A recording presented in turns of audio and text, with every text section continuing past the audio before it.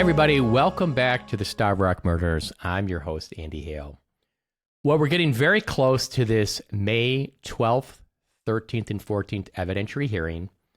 It's been scheduled for 3 days. We're going to present our new evidence that I think proves Chester Weger is innocent, even though that's not our burden. Our burden is to show that the new evidence, when you combine it with the evidence at the trial, the criminal trial, would probably lead to a different trial result. I think the answer is going to be yes. But here's what I want to talk about today. What I think gets lost in the shuffle of all these podcasts, talking about the evidence, talking about, how the case went down, you forget about the victims. And I want to dedicate this podcast episode to the three women, the victims in the Starved Rock murders, Mildred Lindquist, Frances Murphy, and Lillian Oetting. I don't think I've talked about them enough. I feel like they deserve a lot more attention. You only hear about the horrible crime. You only hear about the other things. You don't hear about these women. And I thought now on the eve of this hearing was a good point to pause, take a little time out, and honor their memories. So what I want to do is I just want to provide a little bit of background about each of them, just to tell their story a little bit more. The details, it's hard to kind of reconstruct this. This was, 65 years ago. But let me start and just fill in a little more details about each. Let's start with Mildred Lindquist. She was born Mildred Monica Emma Schubert on September 10th, 1906 in Chicago, Illinois. Her parents were Wilhelm and Matilda Schubert. Mr. Schubert was apparently a lumber dealer in Chicago. She married Nels Robert Lindquist on April 4th, 1930 in Cook County. Mr. Lindquist was of Swedish descent, born in Grand Rapids, Michigan. Mildred was active in the Presbyterian Church of Riverside and was president of the Women's Association of the church. The Lindquists had two daughters, Gloria, born in 1931, and Nancy, born in 1936. Both daughters were married at the time their mother was murdered. Gloria got married in 1957, graduated from DePaul University. Nancy married in 1958. I think what's interesting about Mildred Lindquist, and it's going to be with all the women, being very active in the Presbyterian Church of Riverside, and being so interested in the outdoors that she wanted to take this hike down to Starved Rock with her friends to be around nature and to go bird watching. I wish I knew more about her. I wish I had somebody who was alive that could tell stories about her, what she was like, family stories, the kind of person she was. And if there's anybody out there that has that, reach out. I will have you on this podcast, and I will let you share whatever memories you have of any of the victims. That's an open invitation to anybody. I'd love to do that. Any kind of person that wanted to talk about any of the victims, because I'd like to get a little more of a robust profile out there in the record. Frances Murphy, was also known as Frankie, was born Frances Harriet Caddy on July 2nd, 1913 in Moline, Illinois. Her parents were Simon and Mary Caddy. Her father was a machinist and served in the Spanish-American War and is buried in the National Cemetery at Rock Island, Illinois. She had an older brother, Keith, who was manager of a local agricultural company. Frankie graduated from Moline High School in 1931, became a member of the society department of the local newspaper, the Moline Dispatch. In January of 1937, she married Robert Murphy in an elaborate wedding at the Presbyterian Church in Moline, Illinois. Her brother Keith was the best man, and her sister-in-law was the bridesmaid, along with several of her best friends. After a honeymoon trip to Chicago, they returned to Moline and lived with Frankie's parents for a short time while their new home was being built. They lived in Moline for several years, and their first two children, both girls, were born while they were living in Moline. After 1940, her husband got a job in the Chicago area, and they moved to the Riverside community. They had their third child, a boy, and a fourth child, another girl, while they were living in Riverside. Like Mildred Lindquist, Frances Murphy was active in the local Presbyterian church.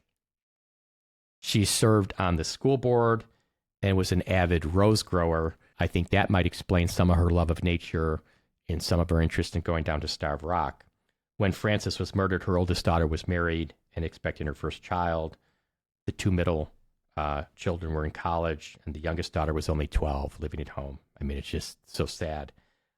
Frances Murphy was buried in the Oakwood Cemetery in Geneseo, Illinois, near her mother-in-law and father-in-law.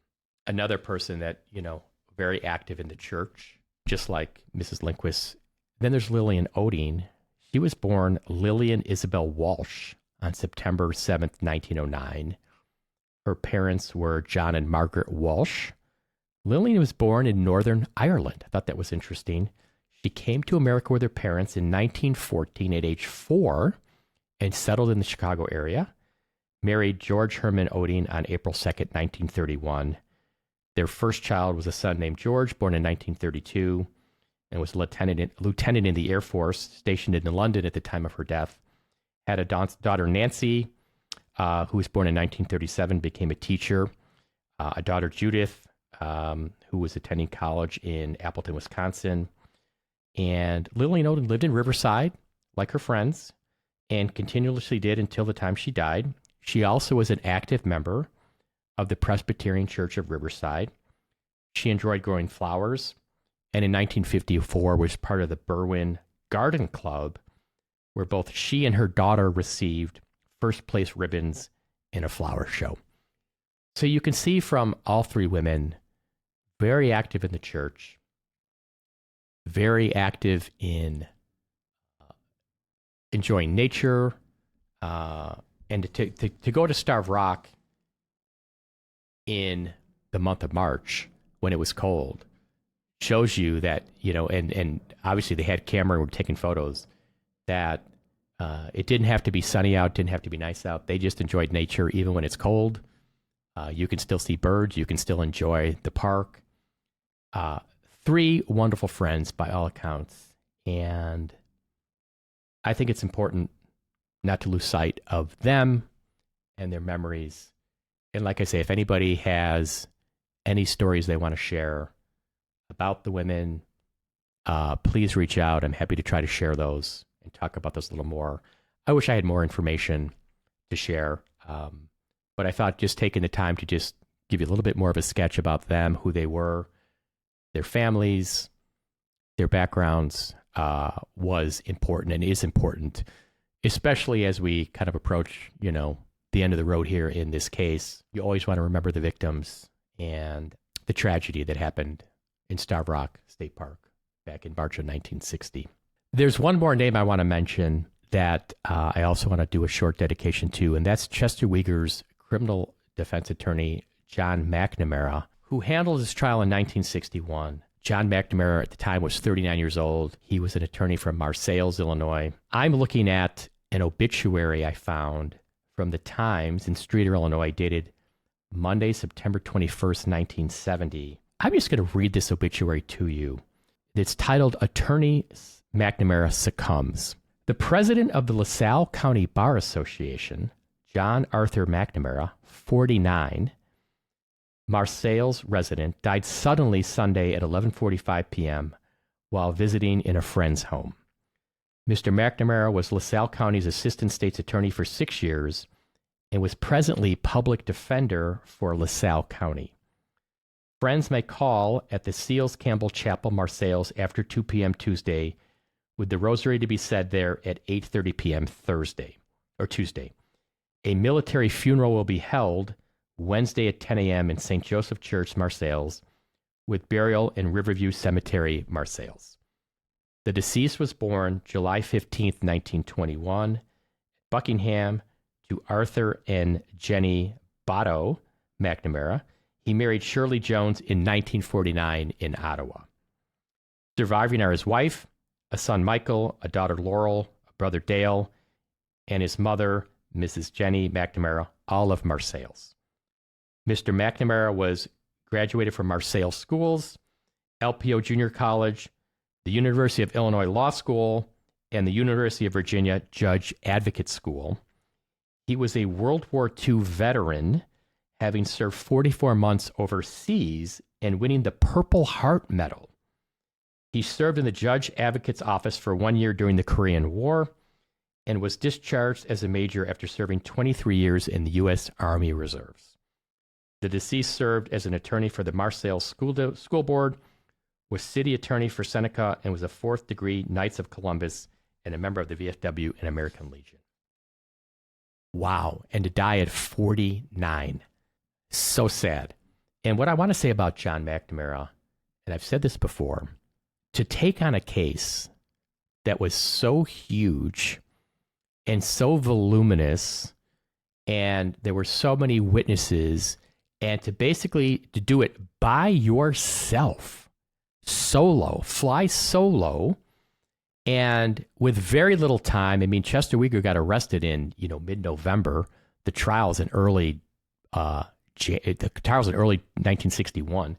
Almost no time to prepare. And those are back in the days when the defense, the state didn't even have to give you all the discovery. So you went into court literally not knowing at times what was going to be offered against your client. He handled the case, I thought, incredibly, under very difficult circumstances.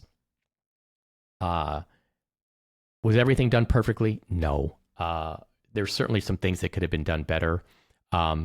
But I think overall, he did a remarkable job with having to handle the case by himself, flying solo, just an incredible undertaking. And I'm so appreciative of the job he did. And I thought he made some very eloquent arguments, especially his closing argument, talking about the Constitution being trampled on, and some of the things he said.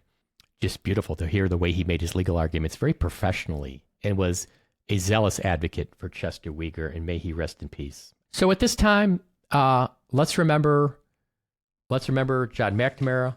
Let's remember Lillian Oetting. Let's remember Francis Murphy. Let's remember Mildred Lindquist. And thank you, everybody, for all your support over the last few years on this podcast.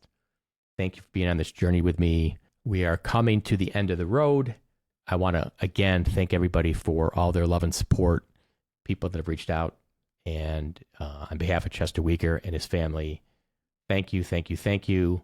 May 12th is right around the corner, so stay tuned.